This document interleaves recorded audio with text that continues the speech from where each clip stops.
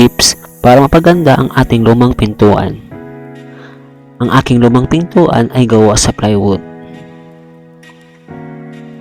Nag-order nga pala ako sa TikTok ng iba't ibang design ng wall sticker wood at ito nga pala ang aking napili. Umahay pala ako dyan ng gunting at metro para pantay-pantay ang sukat ng aking pintuan na nasa 65 cm. Nakagawa pala ako dyan ng 4 na magkakaparehas ang sukat. So bali, ako na din pala ang nagdikit.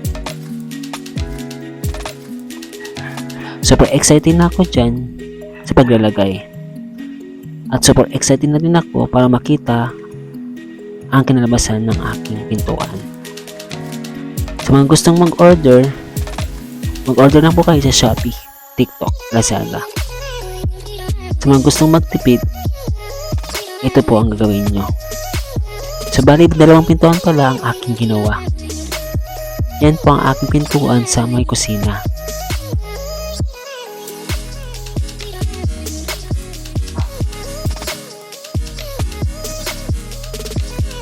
Sobrang hirap na ako dyan, pero hindi ako sumuko. Parang sila lang, char. At ito nga pala ang kinalabasan ng aking pintuan. Sobrang ganda.